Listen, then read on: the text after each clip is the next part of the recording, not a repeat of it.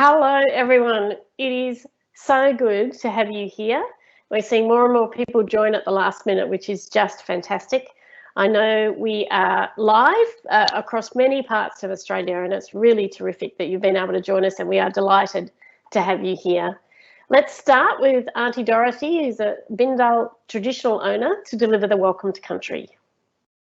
Okay, thank you, Judy. And Wadamuli, everybody. Wadamuli means welcome, greetings and goodbye in my Birigubba language. And that's the language spoken by the Bindal people. We are the traditional owners of this land in which this centre stands, the Townsville Women's Centre. And we are the traditional owners south of Ross River or Galbadera in Townsville, down to the Burdekin River, out to the Harveys Ranges and east to the ocean. I'd like to acknowledge my elders and your elders, the past, present and the future. And today I would like to acknowledge all ancestors. We Bindal people have a belief that Mount Stewart, that oversees this centre, has a great warrior spirit and is called Mandalgun. And Mandalgun keeps an eye on everything on our country. So I'm sure he's here today watching over each and every one of us. I would like to acknowledge Red Cross, in particularly Rachel and Glenda, who've done a wonderful job at this Sisters for Change project. I'd also like to acknowledge Auntie Donna Bobbitt, the other elder, who's been involved with us from the word go. And I'd like to acknowledge all the staff here that have been great. Most importantly, all you deadly women sitting behind me and outside there. How deadly are you all? Because you graduated not long ago and now you're here 12 months later. I'm hoping to see you all out in the community, dancing and out there being leaders in the community when you leave this place. So I just want to say, Wadamuli, congratulations all. I'd now like to introduce Gertie and Christabel, and they're going to introduce our deadly dancers. Thank you. We would like to acknowledge the traditional owners of this land upon which we met and dance on today. The Bindal and Uluru people, and pay attention to the elders, pay respects to the elders, past, present and emerging. We would like to thank you for this opportunity to open this presentation and showcase dances from all the central island of the Cape.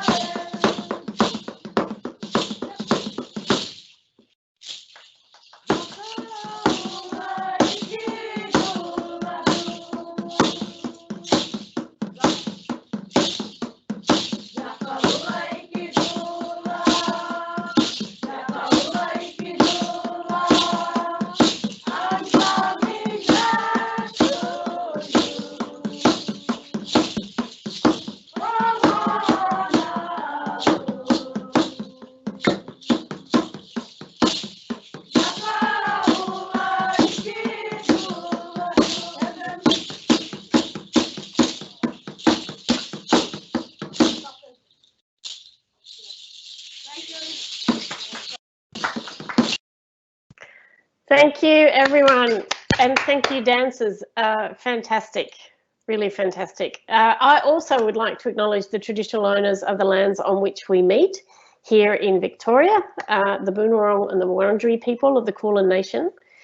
But also we're on Aboriginal and Torres Strait Islander lands across the country. So I'd particularly like to acknowledge the Bindal and the Wulgurukaba people. the traditional owners of the lands around Townsville, as we heard before. And this is, of course, where we piloted and evaluated the community-based health and first aid program. And thank you, Auntie Dorothy, for your welcome. Justice is a really important area for Australian Red Cross, and that's because we are a humanitarian organisation. We have, as part of that, the mandate to reduce human suffering and vulnerability.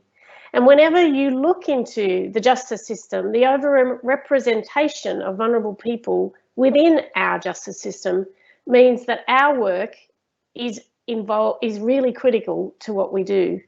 And these programs that we're talking about today are a critical element of that.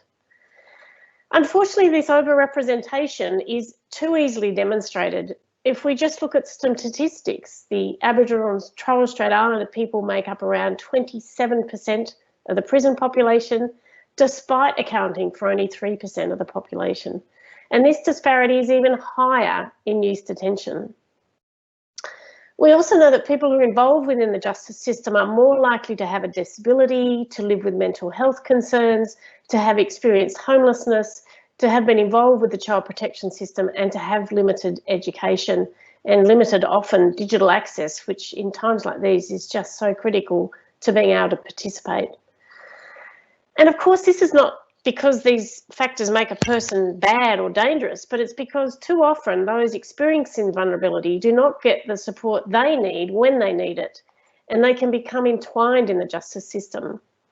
And that's, of course, to say nothing of the systemic barriers and discrimination that can also affect a person's involvement in the criminal justice system. Unfortunately, in Australia, we have followed the model set out by countries like the United States and the United Kingdom, despite the best efforts of many, many, many people involved from all parts of the community. And so what we see, like in the United States and United Kingdom, is the prison population continuing to grow rather than being able to address the root causes of crime and invest in prevention and diversion services. We do know that these are intractable issues. They are difficult. They take a long-term commitment by all. And that's why I'm proud that we at Australian Red Cross are working alongside correctional departments across the country and with those caught up in the justice system to implement community health-based health and first aid programs. And I'm proud that we're able to launch today the evaluation which indicates the positive impact this program is having. It is truly a Red Cross program. And what I mean by that is based around the common humanity within us all. People who are in prison, the people who work in prisons, working together to build and improve community. And while there's a lot more to do to improve Australia's justice system, programs like this are an excellent start by focusing first on the humanitarian needs of those who are in prison and trusting the strengths of experiences that people in the prison have. So I'd now like to hand back to John to introduce our next speaker. Over to you, John. That's great. Thanks, Judy. And thanks, Auntie Dorothy, for a very warm welcome. I'm John Tomeno, the relatively new Justice Manager here at the Red Cross, and I'll be acting as the MC today to take us through these sessions for the launch. We've allowed an hour and a half, and we'll try to stick to that time frame as close as possible. This is a live event, so participation is limited to that chat function in your program. So feel free to jot down any questions as we go through. And then at the end, we've allowed 5 to 10 minutes for me to direct those questions to the right people and have them answered. Just in terms of what's ahead for the launch, we'll hear first from our internal team who have been responsible for delivering the CBHFA program in Australia. And then we'll hear from our government partners, and a special welcome to them, and some of the women who have acted as volunteers in the program. And then finally, we'll turn to Associate Professor David Bright, who is one of the researchers at Flinders University, who we commissioned to undertake the evaluation. And some of you, hopefully all of you, would have received now the evaluation report in your inboxes, but please let me know throughout the session or after the session if you haven't, and we'll make sure we grab you a copy. and it's great to see probably 130 or so people joining us today, so it's a great turnout. Thank you all. I'll now turn to our first key presenter, and that's Sharon Wachtel. Sharon is the Tasmanian State Director for the Red Cross. She's an innovator by nature and a strong advocate for the CBHFA program. She was previously the National Manager for Impact Projects here at the Red Cross, and while she was in that role, she was fortunate enough to travel to Ireland to experience the program on the ground firsthand. And then she's worked pretty much tirelessly to adapt that program to the Australian context and develop the pilot programs that we see around the country. So without further ado, I'll hand over to Sharon, who can tell us a bit more about the Red Cross pilot. Thank you, John. Yes, I'm going to share with you today a bit of the story of the community-based health and first aid program here in Australia. The Irish Red Cross transitioned this program from our international work into the prison system, and they used existing prisoners as Red Cross volunteers to deliver this program within the prison setting. It was first piloted in the Wheatfield prison in Ireland in 2009, and the program extended then throughout every facility in Ireland to eventually reaching all 14 in 2014, which is when I visited. It has been recognised internationally by the 2011 World Health Organization Award for the best practice in prison health. And when I visited, what struck me, I had the opportunity to enter a huge hall where every prison was represented by the work that they did. We had the prisoners and the officers standing side by side, speaking with pride about what they'd have achieved. The prisoners were there in their Red Cross shirts, sharing what they saw as a new identity for themselves, talking about how they've reconnected with their families and what they aspire to do for themselves and their communities into the future. It was a very exciting moment. But the thing that struck me most was the partnership and ownership of the prison system, the officers, the Director General of the correction system. It was their program that they owned and supported. In 2018, the pilot officially commenced at St Heliers Prison in New South Wales, which was a low security male facility. The program starts with a sensitisation phase. So in late 2018, a workshop was held raising awareness of what the community-based health and first aid program was about between Red Cross people and prison staff. And this occurred then at the Townsville Women's Prison, developing a sense of ownership and partnership in the work. In 2019, the program then also commenced at the Acacia Prison in Western Australia. And now we have our newest site about to be launched at the Adelaide Women's Prison, which unfortunately due to COVID has had a slight delay. So what is community-based health first aid in action? You can see on the image there of the slide that the community is the driver of the program, and the volunteers are those that help to steer the way of the program and achieve its goals. And the community in this instance is a shared space between the prison staff, the prisoners, and the facility. When this framework is applied in prisons, prisoners are recruited and trained and take on a role as a special status volunteer.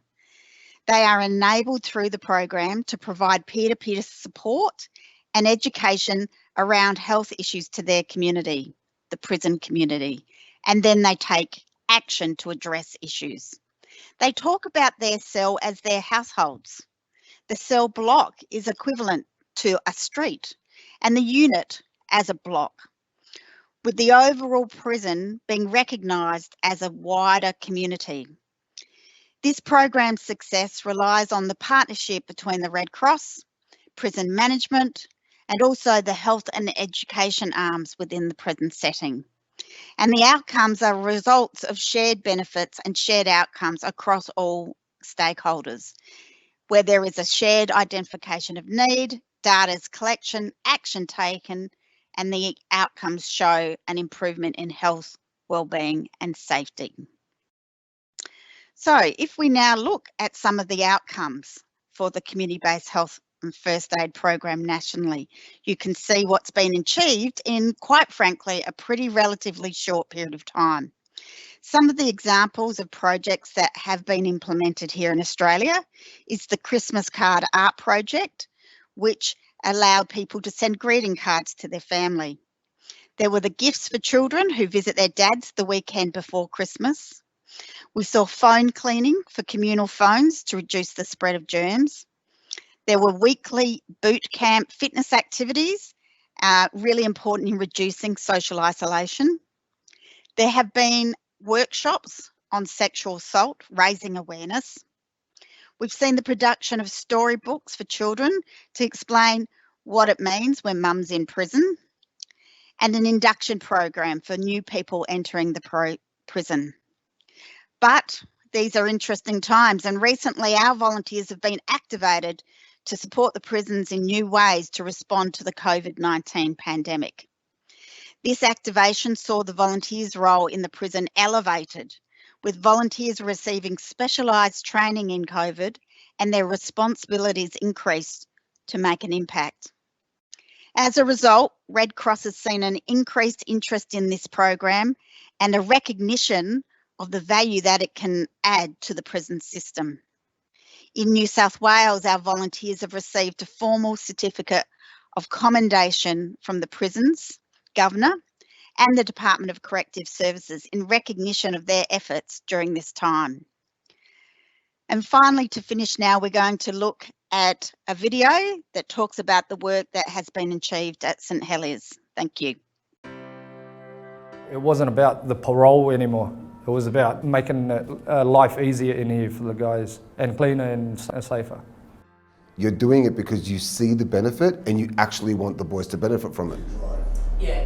So we're looking at we're looking product, and hopefully once we give this one the ticket of approval. When you walk through that door for a Circle of Trust meeting, it doesn't matter if you're an officer or a civilian or Red Cross or an inmate, we're there as a team, so you have to work as a team. I saw the box outside and I said, what's this Red Cross thing about? And it was explained to me that it was a program running, and I thought, oh, here we go, it's another program. And then I started to look at the inmates that were participating in it, and the demographic. These guys were really respectful, they were really proactive. The fact that they came to you not only with a problem, but with 3 or 4 different solutions to the problem. So we're aiming to empower inmates to lead the change they want to see by becoming Red Cross volunteers in their community. It was suggested to me by my case manager that Red Cross might be okay, and I thought, yeah, and it looked good for me. I admire the inmates that they will go to their community, identify issues and have a great forum to bring them to us. Community-based health and first aid aims to provide a framework for inmates to take ownership of their health, safety and wellbeing. So inmate volunteers are supported by Red Cross to develop and implement solutions that they identify alongside jail staff. I spoke to every inmate who came into the jail for around a 6-month period. I would tell them that we're here for the boys and we've got projects that we're trying to implement for the guys, whether it's clean water or soaps to keep things cleaner, or reducing the temperature in their wings, or whatever the case may be, that we're fighting for the boys to get some extra things. The mentors inside the group act as a conduit between the inmate population and the staff. We did one day before where we showed the guys how to wash their hands. You think everybody would know how to wash their hands, but actually we were surprised ourselves, and I was shocked. I go, God, the amount of germs these guys are spreading, it's ridiculous. The first thing everyone agreed to address was hygiene. The guys proposed a plan to get hand soap dispensers in all wet areas and teach everyone hand washing techniques. The guys up there, once they see the soap dispensers half empty, they go looking for the Red Cross boys. They go, it's getting empty, so you better fill it up. And they are using it in a correct way. No one's abusing it. There's no point, because it's the guys that it's us that's providing it for them. So they give us that respect. The group have also developed a new arrivals orientation program, where new inmates get welcomed and talk through the rules and how the prison works. I think because they've seen a lot of the projects being implemented, so now there's some sort of validation that we're actually doing things. So now there's some buy-in from them. So like, well, look, you guys have done this, you did the boot camp, you've done the fresh water, you've done all the cleaning, you're getting some momentum. Hey, why don't you? And having Red Cross is great because we can contribute towards bettering the conditions in the jail for people. I've seen a big impact in the confidence of inmates, and I've seen cooperation between staff and inmates improve. What have I learnt? Yeah, how to work as a team and problem solving. So I helped mentor and help facilitate some of the training, and so it allowed me to use some of my interpersonal skills and presentation skills and things like that. So, and I've told the guys here, I go, Red Cross, if you can take anything, one little thing out of it, and it's worth doing. And I've taken a whole heap to go home to.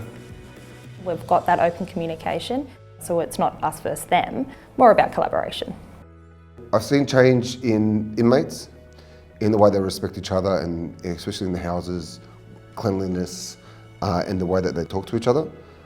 And I've seen a change for the ways the officers treat the majority.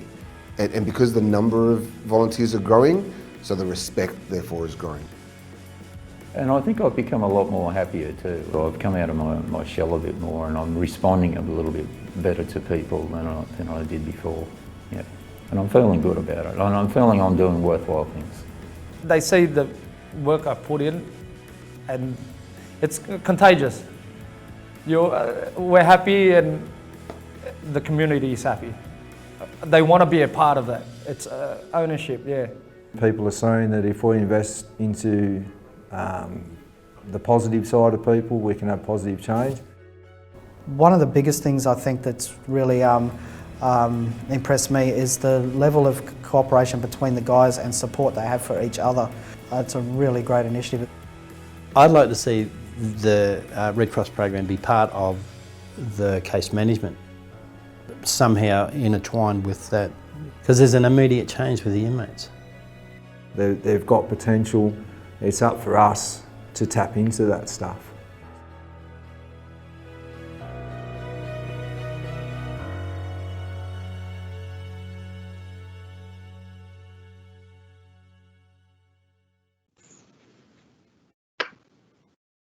That's great. Thank you, Sharon. Really encouraging results there for not only individuals, but the system and institutional setting. Very encouraging.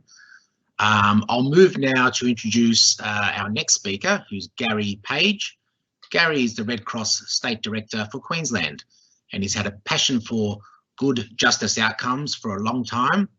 He's worked across a number of roles in which he has shaped organisational approaches to the justice system, including leading policy and practice development in youth justice for the Queensland Government.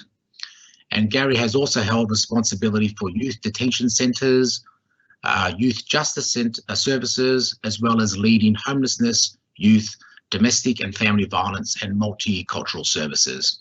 Welcome, Gary. Thanks so much, John.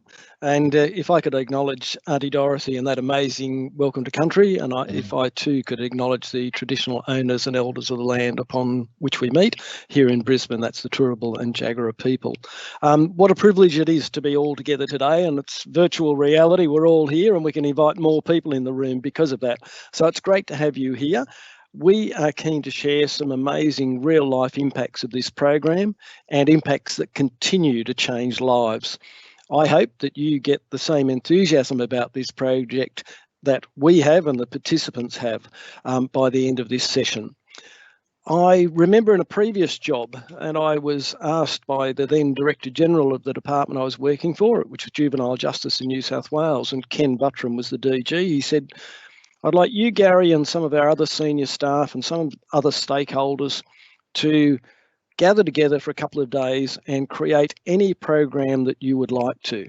Don't worry about the funds, they're unlimited. He said, I'll worry about that part. You tell me what the programs are that are the best. So we gathered together and he said, the program's to reduce the cycle of offending. Righto, what a challenge. So we did a meta-analysis and looked at programs in Australia and across the world. We created a couple of programs of our own. We came up with half a dozen programs and 5 of those were introduced. The moral of the story though is, if I had that time over, this is a program that I would recommend.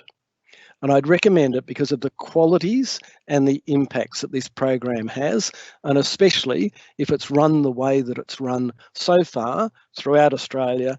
And I'm particularly proud of how it's run in Townsville. So this program is impactful. It's voluntary and not mandated, which is a significant part. It's flexible and it was responsive to the needs of those participants that are there. It has champions, it has community buy-in. It has the amazing Elders for Change in Townsville, revisiting the correctional facility there after some period of time away. It's a program that works in partnership and collaboration. We couldn't do it without that. It's evidence-based and we know it works, and it works here in Australia and it works internationally. The other absolute key factor in my mind is Rachel and Glenda, our Red Cross facilitators. Hats off to both of you. You've got huge buy-in to this program, huge commitment, and you make such a difference. When the environment's right, the program is right, the participants are ready, and more importantly, when you can develop that rapport, the connection, and the trust. That's what makes a difference. And you have both been able to develop this with stakeholders and participants. So this program takes a community development approach, and I was absolutely blessed to be in Townsville last year for the graduation of participants. It was one of the best days I had at work last year, without a doubt. It was amazing to see the joy on the faces of the participants, to have the Deputy Mayor there and a range of other significant people to see, to talk and to listen. And people said, wow, you're taking the time to talk to us, and we felt like we were the ones that were privileged to hear their stories of the impact of this program. Since the graduation, the program in Townsville has gone from strength to strength, achieving outcomes previously thought unthinkable. It's making a difference on lives and it's making a difference on communities, and you'll hear some very, very profound and strong examples of this shortly. The key to building this community and the strong partnerships is really about the relationship that we've been able to develop with the main stakeholders. Queensland Corrective Services, who have been so responsive and supportive, both from a state office and obviously locally in Townsville.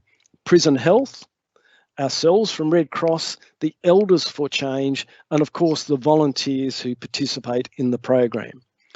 The Townsville pilot has seen us having all of these stakeholders buying in, sitting around a table and participating as equals, which is a huge key to the success of this program.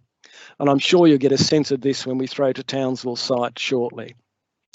Based on the success of this program, we are incorporating this program as part of our growth strategy for justice programming in Queensland. We're keen to meet with interested stakeholders to discuss multiple options for adults and juveniles. In Ireland, this program commenced in one prison. Within 4 years, it was in every prison in Ireland. They saw the benefits so strongly. We're keen to do the same in Queensland for adult and juvenile facilities. This is a low cost, relatively low cost, and high impact program. So now we get to hear from the real machinery of this program. So I'd like to introduce those in Townsville, and we have this fantastic opportunity to meet with the Sisters for Change team coming from inside the Townsville Women's Correctional Centre. So I'd like to introduce that team to you. We've got Rachel and Glenda, the Red Cross facilitators of this program. We have Chief Superintendent of Townsville Correctional Complex, Louise Neeshaw, the Nurse Unit Manager of Townsville Prison Health Service, Denise Strickland, and importantly, you'll get to hear directly from the Sisters for Change themselves. A big welcome to Townsville. Thanks, Gary, and welcome to Townsville Women's Correctional Centre, everyone. I'm Rachel and this is Glenda. And a special hello to our Irish Red Cross brothers and sisters online whose stories gave us so much inspiration. And a special hello to the Sisters for Change and women at the Correctional Centre watching today, and our partners at Townsville Women's.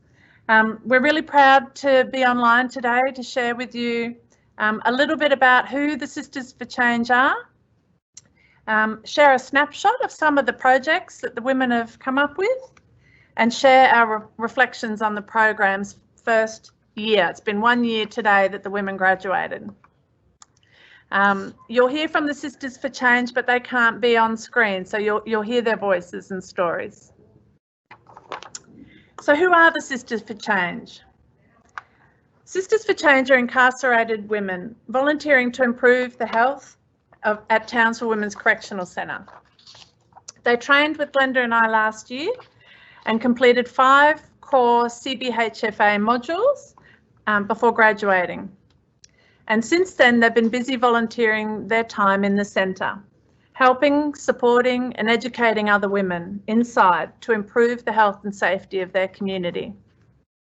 The women are now using their lived experiences to identify priority issues impacting on health, wellbeing and safety, and they're leading the design of the solutions, working together with QCS, Queensland Health, to bring the projects to life. I'd like to now introduce Charlotte, one of our sisters, to give a bit more background on who the Sisters for Change are. Thank you, Rachel. Hi everyone, I'm Charlotte. I have been involved since the project started last year. The Sisters for Change are from urban and remote communities across North Queensland. Some of us are sentenced, some are on remand. Some of us are first timers, some of us are lifers, some of us have come in and out of jail for years. We are Aboriginal women, Torres Strait Islander women and non-Indigenous women working together. We are grandmothers, mothers, aunties, sisters and daughters. We range in age from 21 to 69. We made a decision to be part of the program last year to make a difference to help others. We wanted to embark on a journey to help others and gain skills that might help us, our peers and our families. In here, we reach out and speak up about women's health and well-being. We work on projects to improve prison health, well-being and safety. Our motto is, the only time you should be looking down on another woman is when you are giving her a hand up. Thank you. Well, there are 5 core modules that need to be completed to graduate as a Sister for Change and to be a CBHFA volunteer. And you can read more about the program model online if you Google eCBHFA or follow that link on the slide that you can see now. And you can read about it, how it's used around the world. But a core part of the training modules is the fundamental principles of the Red Cross movement. And it's interpreting them in a way that's meaningful for participants and for the context. So we invite the women as well as officers and stakeholders to consider these values and come on board with the Red Cross approach. I'd like to now welcome Katie to explain what these principles mean in action as a Sister for Change. Hi, how are you? I'm Katie. Our 7 fundamental principles are humanity. We strive to prevent harm, promote well-being, showing understanding and ensure respect. Impartiality. We do not discriminate. We are guided by need. Neutrality. We do not take sides in issues or arguments. Independence. We work together towards solutions. Voluntary. We are not motivated by desire for gain. We do it because we get personal satisfaction. Service unity. We work together as a team. All women are equal. Universality. We work across all accommodation areas and hope to reach all women in need. Our approach is based on inclusion and supporting one another to stay on track. Thanks, Katie. So 25 women graduated this time last year and they attained certificates in Aboriginal and Torres Strait Islander mental health first aid, and got some recognition of their skills in communication, peer support and education and identifying health and wellbeing needs. I'd like to now invite Nat, Lauren, and Katie to share some of the projects they've implemented in the last year. Hi, I'm Nat. We would like to share with you some of the projects of which we are most proud. We have been involved in running safe women workshops to help women coming into the centre to understand and prevent prisoner-on-prisoner sexual assaults. We were shocked to find out we were one of the highest in the state for sexual assaults. We work together with QCS, and I have been bringing awareness to all incoming women to the prison since starting in August 2019. We talk about sexual assault, what it is, how to prevent it, impacts for women, and the importance of bystander action. Our centre has gone from having the highest rates of sexual assaults in the state to one of the lowest. Sisters for Change are now running inductions for prisoners into the centre. In the past, the induction process was very formal and intimidating, as it was run by QCS officers. We talk about bullying, gossiping, getting employment, the importance of engaging in the many programs this centre has to offer, and reaching out if you need help. We really just talk about all aspects of prison life. We talk about the importance of women standing up for other women and try to make women feel safe and not alone, to help them understand how the centre is run. That officers aren't the enemy. Treat them with respect and you will get respect back. They are here to keep us safe. We also share some of our own experiences with them to make them feel more at ease.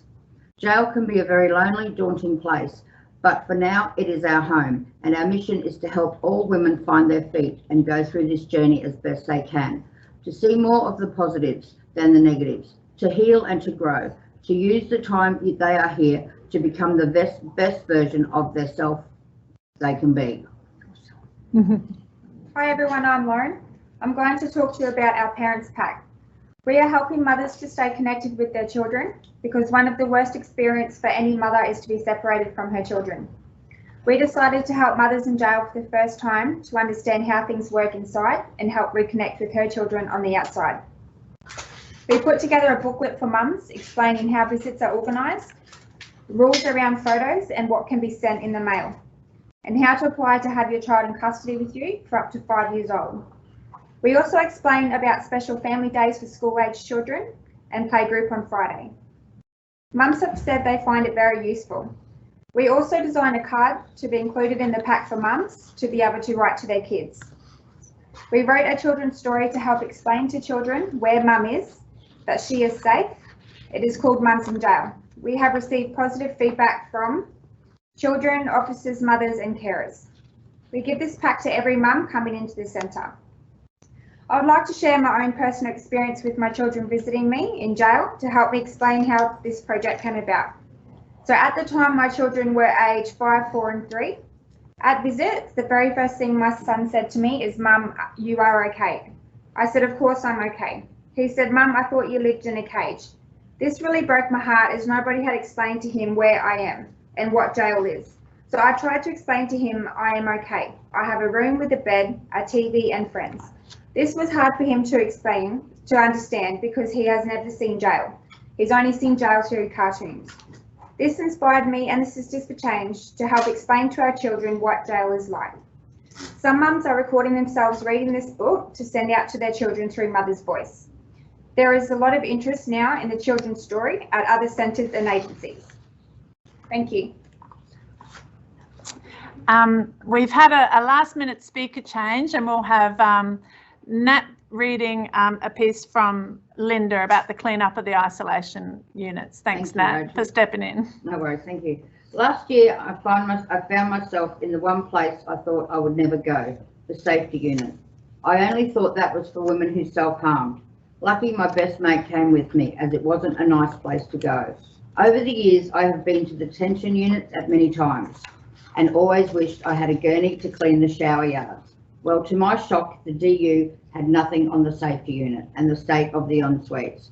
OMG. We were horrified by what we saw and vowed to each other something needed to be done.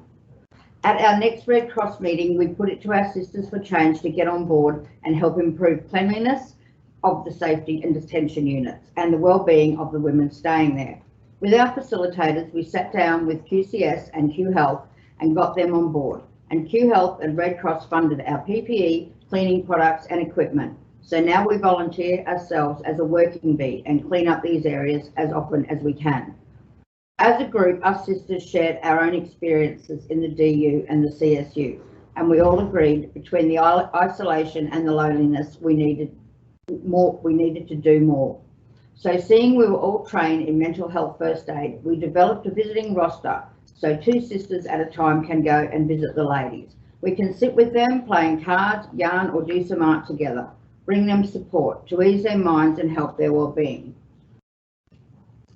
From these actions, QCS and Q Health are working on transforming the CSU into a healing environment with new colourful furnishings, murals, chalkboard paint for the women to express themselves, soothing colours on the walls, and eventually music, plants and a water feature. Without our Red Cross program, this would never have happened and would have just remained a dream. Thank you, Nat. I'm here to talk about COVID-19. Okay. We have been talking with women in the centre about keeping themselves and their families safe by breaking the cycle of infection, by doing things like social distancing, personal hygiene, cough etiquette and staying on top of cleanliness.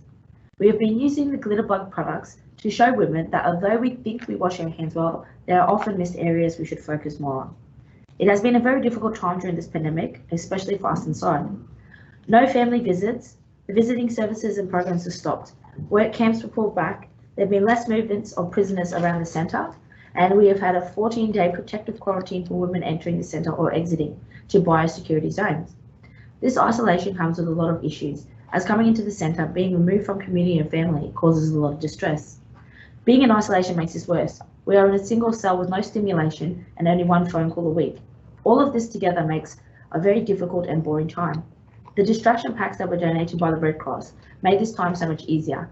It really helped with our mental state to make us feel better and know that we are not forgotten about. Thanks, Katie. The distraction packs were actually put together by a former Sister for Change who's now volunteering with us on the outside in community. She brainstormed the resources to go into the packs for the women in the centre, having a unique insight to what it would be like without the visits and programs and education. She personally penned the letter to support the women and give them encouragement. And she sourced the finder words and incel workouts, the stretches, and we put that together with some COVID information, origami and crochet instructions, and a few inspirational quotes for encouragement. And she, in her own home, assembled 150 isolation distraction packs, which have been distributed into the centre. She did 50 at a time until she'd done almost enough for every woman here. So I'd like to now introduce you to Glenda and Narelle to talk about how the program has responded to the needs relating to cultural wellbeing and safety inside Townsville Women's.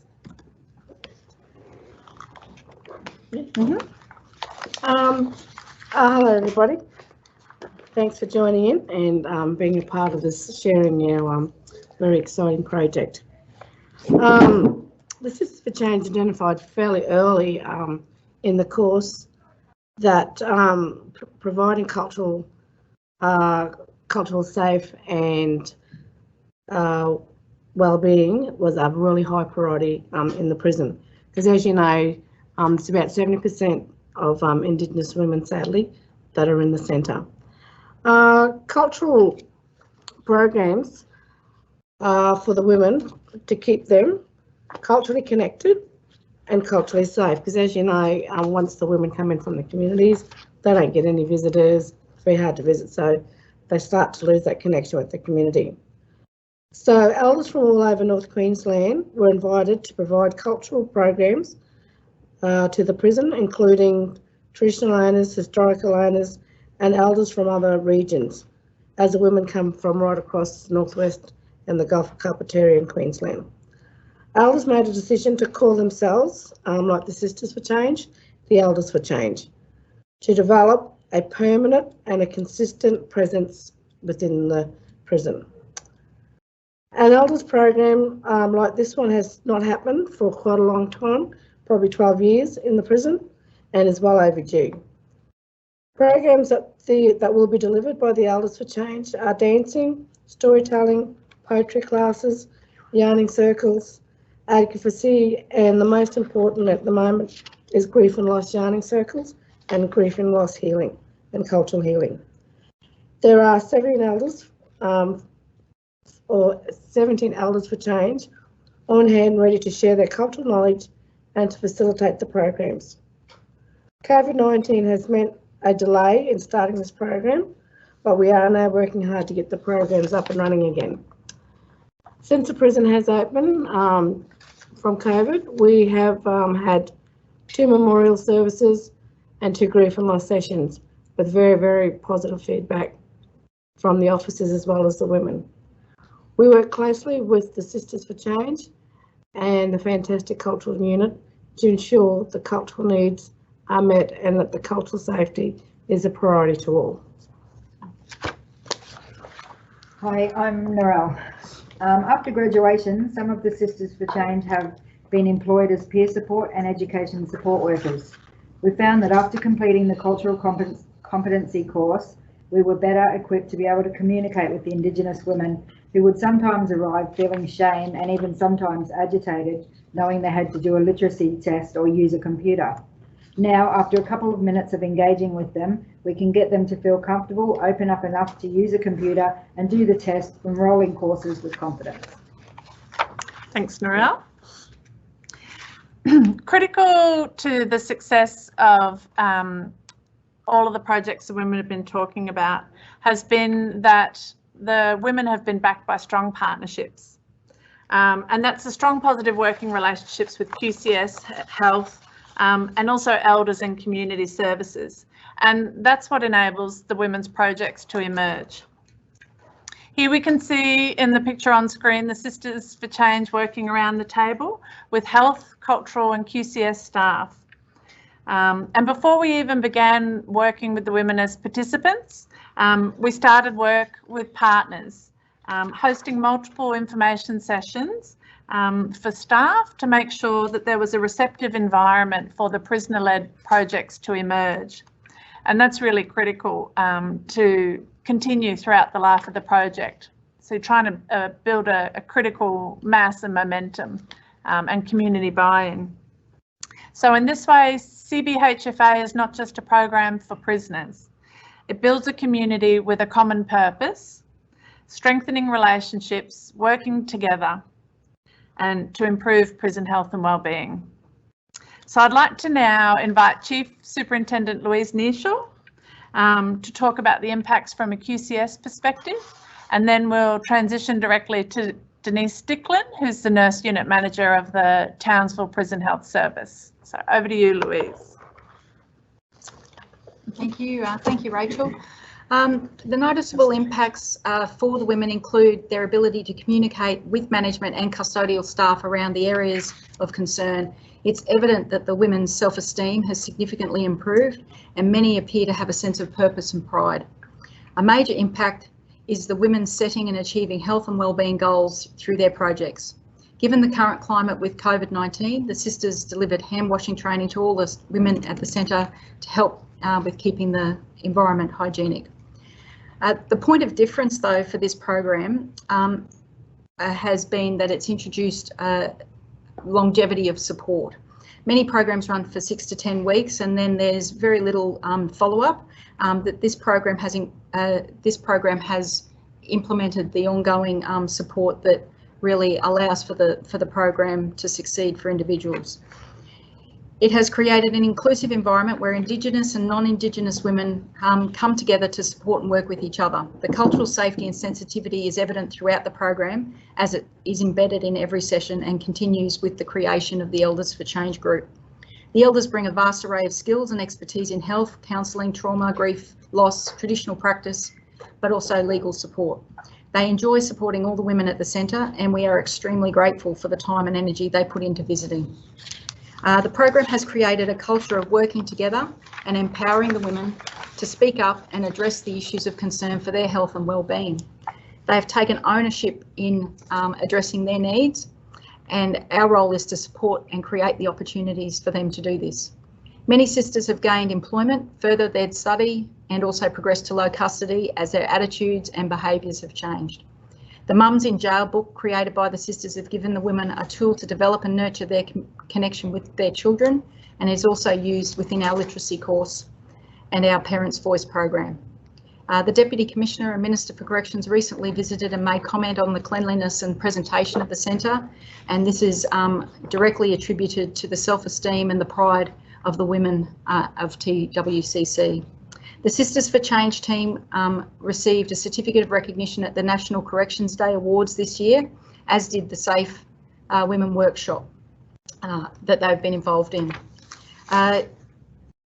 I'd like to firstly though acknowledge Chris Winter in terms of her absolute commitment and partnership at the beginning and establishing this program, and it's a great outcome for Chris in all of that work. And on behalf of the Commissioner Peter Martin and TWCC, I want to thank the Red Cross, Rachel and Glenda. I want to acknowledge the Elders for Change, Flinders University, the partnership with Queensland Health, and the staff group of TWCC, including the cultural team. But most importantly, I really want to thank the Sisters for Change. Their commitment, their energy, their partnerships, their willingness to work together to achieve outcomes has been the cornerstone of the success of this program, and it's something that they should rightly be proud of. So I want to acknowledge them. Thanks, Louise. Up to you, Nick.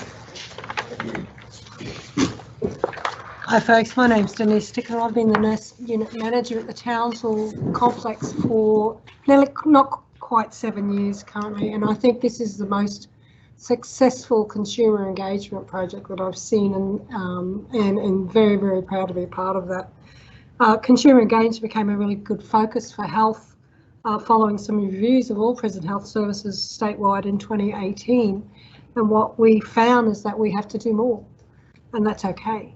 So simply because our patients deserve better, they expect better, they need better, and will be better if we just do what we already do, but we do it better.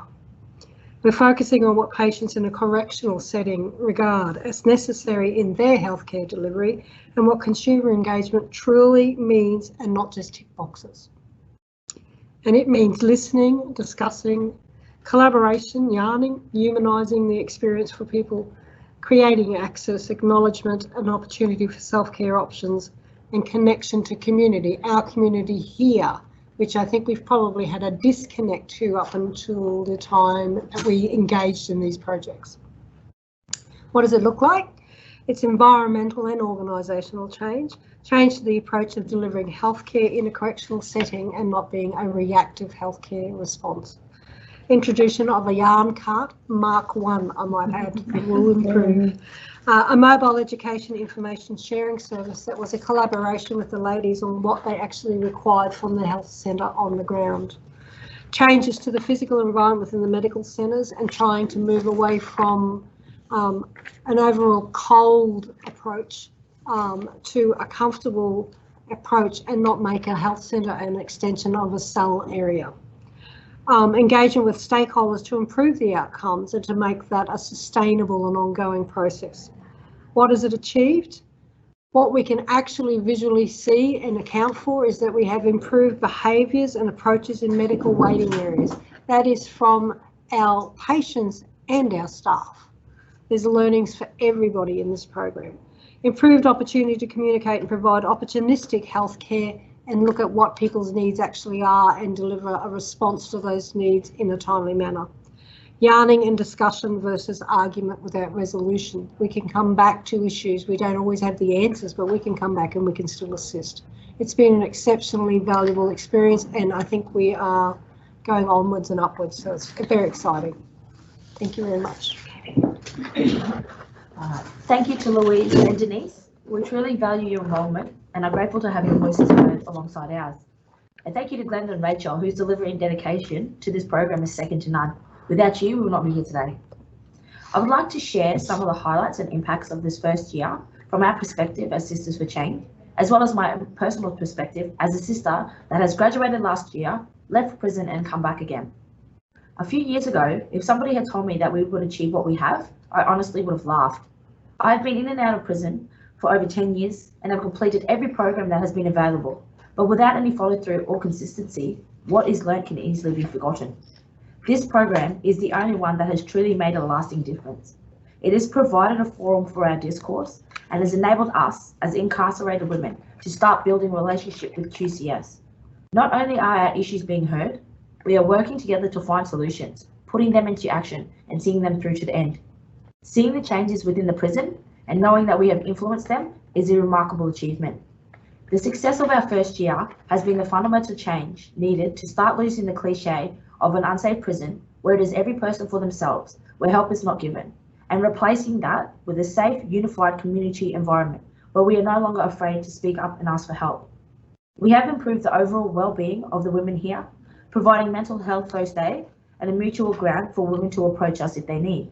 Officers are referring women to us and we refer our concerns to them. We have champions that work alongside us to improve the overall well-being and the cleanliness of the centre. We are being recognised as volunteers and trusted with more responsibility. We have gone from being ignored to being taken seriously and are able to advocate for our peers. The formation of the Elders for Change has brought much needed attention and focus on the cultural issues. And as Glenda mentioned earlier, 80% of the women here are Indigenous. So this achievement will impact and benefit women for many years to come. The cultural competency has really helped us to connect more with women and to understand the differences in communication. These skills are used on a daily basis with our peer and education support workers. The whole attitude and approach to issues is no longer punitive, but more of a rehabilitative. And the changes we make in here will extend to the broader community. The continuance of this program ensures that the goals we have worked hard to achieve, the successes of our completed programs, and the safer community that we have created together are not lost. So in closing, I would just like to say, this program, our possible future projects and past achievements are not merely wants for us women, but a necessity to ensure that the safety, the comfort, the help for incarcerated women continue to be a main focus in the new relationship between Queensland Corrective Services, Q Health, Red Cross volunteers and our community. Thank you. Thanks, Katie. We're just about to close, but just before we do, I just might mention that the women are currently working on a Hep C education project and a push for Hep C testing and treatment. And that will be rolling out in partnership in the next couple of weeks with Queensland Health and QIN, the Queensland Injecting Health Users Network. And looking ahead, COVID-19 permitting, we're looking forward to our Sisters for Change graduates stepping up to co-facilitate the next round of training for Sisters for Change 2020. So thanks for your time, everyone, and the opportunity to share, and hope it wasn't too messy with the transitions. Thanks, everyone. Thank you, Rachel, and our Queensland counterparts, Gary and the Sisters for Change. A really good, insightful look at not only the impact of the program, but also the momentum of it on the ground and the difference it's making. I'll now turn to the evaluation findings and recommendations, and we're joined by Associate Professor David Bright from Flinders University. And Associate Professor David Bright is a criminologist and a forensic psychologist with the Centre for Crime Policy and Research at Flinders. He's worked in a range of clinical and forensic settings, including community mental health services, policing, courts and prisons. His research interests include criminal networks, organised crime, drugs and crime, and offender rehabilitation. David is the Deputy Director of the Centre for Crime Policy and Research, and he's also the Director of the Flinders Illicit Networks Lab, which conducts groundbreaking research using social network analysis and related approaches to study organised criminal groups and terrorist groups. Pretty heavy going, David. So I'll hand over to David, who can talk us through the evaluation findings and recommendations. Thank you, David. Okay, thanks very much, John, and thank you all for being here, and thanks for the opportunity to talk you through the findings of the evaluation. Before I kick off, I just want to say just a few things about the evaluation and just say a little bit about the methodology as well, just to give a sense of what we actually did to prepare the evaluation. I want to say thanks, first of all, to all of the Sisters for Change who spoke to us throughout the evaluation process, to the staff of TWCC and Red Cross staff who gave their time to talk to us, to tell us about the program and how it was going. Doing any kind of evaluation like this of prison programs brings its own set of challenges, as you might be aware. Prisons are not the type of environment in which you can do a classic sort of randomised controlled trial design where you allocate some people to the treatment option, so to speak, and some people get a sort of a control or a waiting list option. There are just too many variables, too many things going on at once, and it's just simply not possible to do that. So it leaves evaluators like myself and Professor Mark Halsey, who sends his apologies, is not able to be here today. It leaves researchers like us with limited options in terms of how to go about doing this kind of research, but fundamentally Mark and I wanted to ensure that the voices of the women, the participants, were heard in the evaluation, but importantly we determined that the best way forward was to ensure there were multiple different data sources of data, and opportunities to compensate for some of the limitations in some data collection methodologies by collecting data from a range of different sources. So just very briefly to give you a sense of what we did, and of course in a 10-minute presentation I can't possibly do justice to the entirety of the report. I'll be giving you a synthesis, but nothing really will compensate for reading the report in its entirety. But in terms of what we did, we conducted some field observations in the prison. We went to the welcome, for example. We sat in on some of the actual sessions that were run. We interviewed and conducted focus groups with custodial officers and other staff at TWCC and with the facilitators of the program. We conducted focus groups with the participants in the program. We conducted surveys of the participants at entry, at the midpoint of the program, and then once they'd completed the modules. And we conducted a general survey of the broader prison population. In addition to that, we were provided with some documents and information from Red Cross.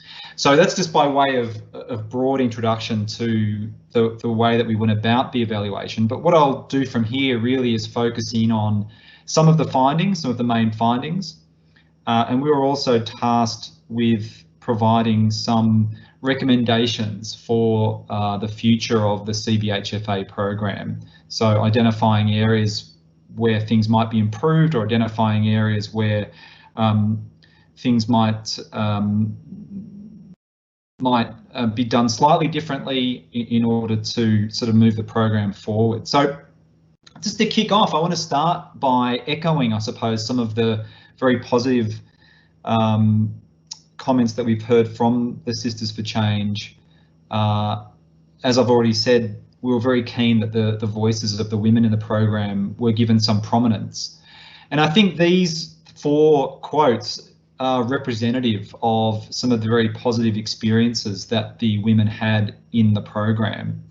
And these are important not just in and of themselves, but I think their importance is more striking given that this is happening within a prison context and amongst women whose lives have, much of their lives may have involved engagement with the criminal justice system. So women talked about being given hope for change, which is not insignificant in the context that we're talking about. Having achieved things, not just talking, and the experience of prisoners is such that they often feel as though they have limited capacity to change things within prison environments. not being judged by our crimes, but by our actions. This is a very significant positive impact of the program on women who are participating in it. A changing self-identity around not just being seen as being someone who is criminal per se, but someone who is much more than that and has more to offer. And finally, as I think we've already heard from some of the Sisters for Change, being heard by management within the centre, having a voice and actually being able to make some changes within some of these facilities. Again, these are not insignificant achievements that the program has managed to undertake over time.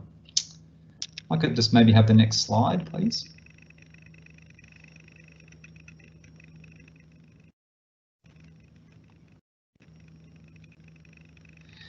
So in terms of the broad impact of the program, just going to run through some of these. So there was very strong support among the participants for the program. There was very strong support amongst the management of the prison and from a proportion of officers for the CBHFA program. The program is reasonably well recognised among the wider population of prisoners at TWCC. As we've already heard, the program achieved some really good traction on several projects that have been noticed across the population of prisoners in the centre and have been acclaimed by those women in the centre. And there's certainly signs, some very good signs, that the program is being appropriately embedded within TWCC. I'll just run through now some of the broad health and safety impacts of the program, but some very strong caveats around this slide. We were able to identify some decreases and increases in a number of different areas, but as you'll see if you read the report, there are a number of caveats around this. First of all, and primarily, these are very small numbers. These are numbers for 6 months before the program began and numbers for the 6 months after the program had finished, after the final module had been completed. But there are very small numbers. So the other component of this, or the other caveat around this, is that these types of data, these kinds of figures, can go up and down for a number of different reasons.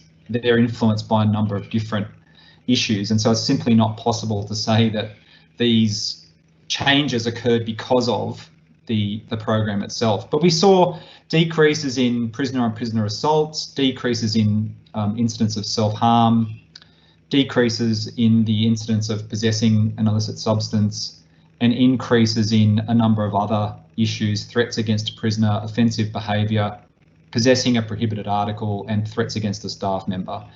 But as I've said, these need to be viewed with some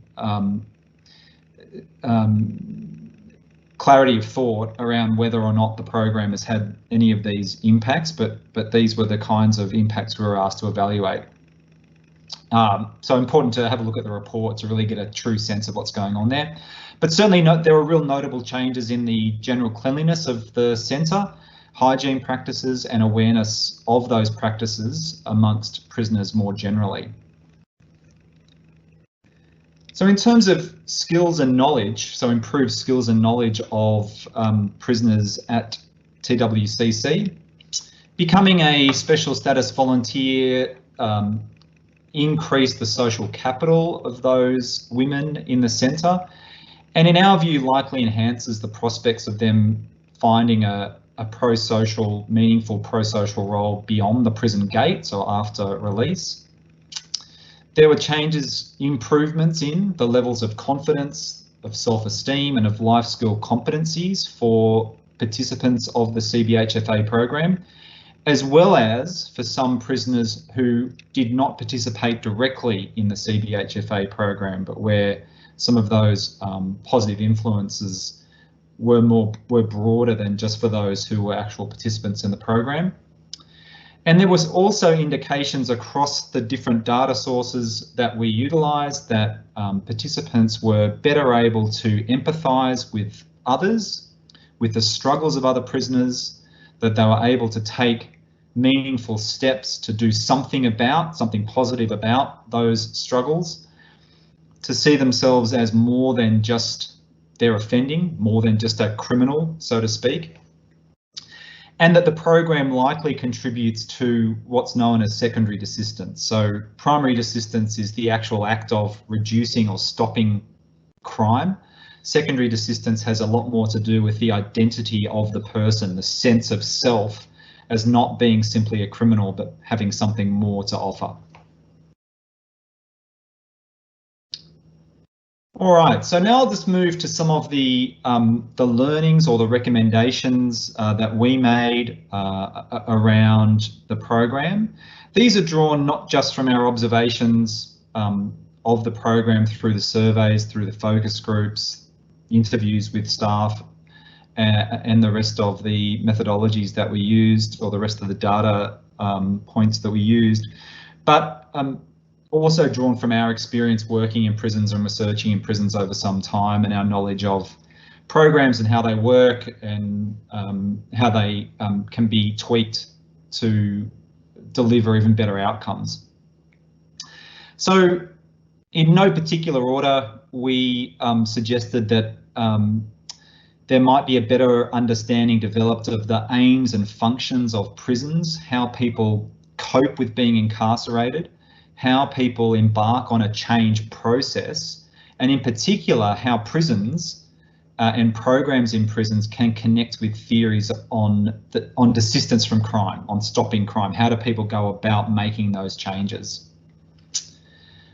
In our view, the recruitment processes or mechanisms for volunteers might be tweaked somewhat to reach a broader demographic and prisoners across more areas of the prison, in all parts of the prison, to both bring in more prisoners across the entire prison, but also to more clearly embed the program in all areas of the prison. In our view, that there needs to be a balance. This is always a tricky thing working in prisons, a balance to both support and engage with staff who are already actively engaging with the program, while also spending time and energy and resources to win over, or to bring on, or to bring in staff who perhaps have not engaged with the program, or may even be resistant to the program. So spending time winning over those staff, while also engaging and supporting staff who are on board.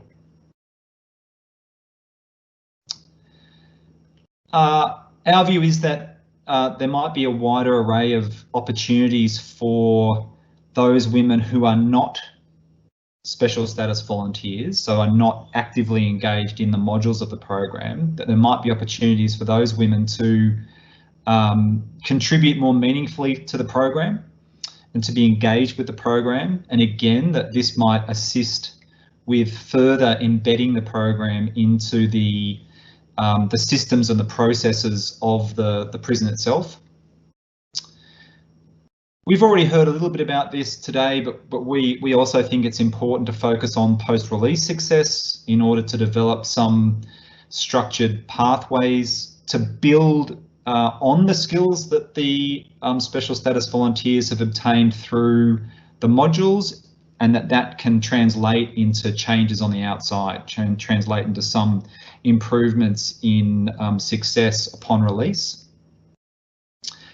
And we think it's important to, and Red Cross have been doing this well, to place greater emphasis on the train the trainers model in order to lessen dependency on the CBHFA coordinators as the program moves on over the next months or years. I think this is my last slide of learnings, and then I've got one more slide and I'll finish up. So we think that there should be some thought given to limiting the number of new projects in any sort of 1 year in order to manage expectations, to manage resources, but also to create some common ground among participants in the program. This might also translate into a slightly easier or streamlined communication to prisoners within the prison, such that the program can more clearly communicate some of its achievements. It's essential that Red Cross continues to be very clear and consistent about what the program can realistically achieve and what it cannot achieve. And then finally, if Red Cross want to test and want to understand the nature of the link between the program and post-release success, or how women or men deal with setbacks upon release, then a specific and clear research methodology would need to be instituted to measure that particular type of outcome. And of course, as I've already outlined, that type of research comes with its own challenges.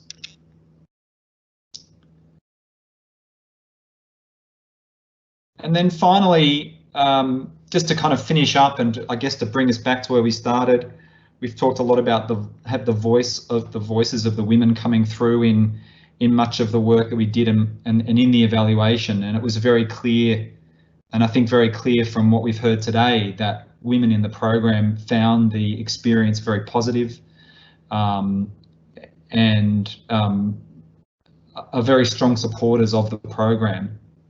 So just finishing up with this quote that from one of the participants, that the program and Red Cross is the eyes, the ears and the voice for everything that happens to the women in here. And I think this is a really nice way to finish up and to demonstrate really the positive impact that the program had for the women who were participating in it.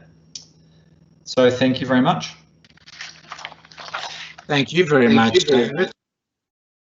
Lots of qualitative and quantitative evidence of the impact of the program. So again, very encouraging to hear. Thank you.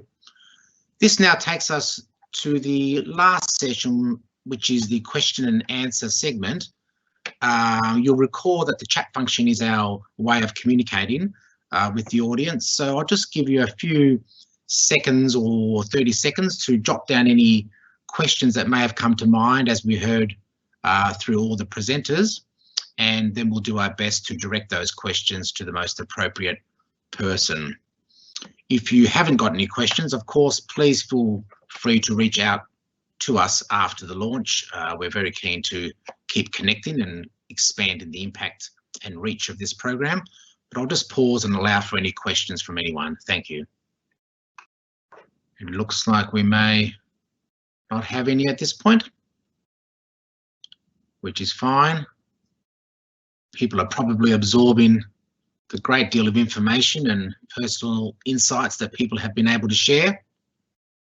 So we might just wrap up with some closing reflections. Thank you everyone for attending today, especially our government partners, our speakers and our Sisters for Change, who really bring to life how the program works on the ground in making a difference to people's lives. On the screen there, you'll see some further information leads, mostly Gary from Queensland and myself centrally. Please feel free to reach out at any time. We do want to showcase the outcomes of this program, and it's a flagship one for the Red Cross. And I just want to thank you all for being active participants and listeners and learners as we all learnt a little bit more about the impact the program's having and the evaluation findings. Thank you, everyone. We'll see you at the next session, and we look forward to having you there.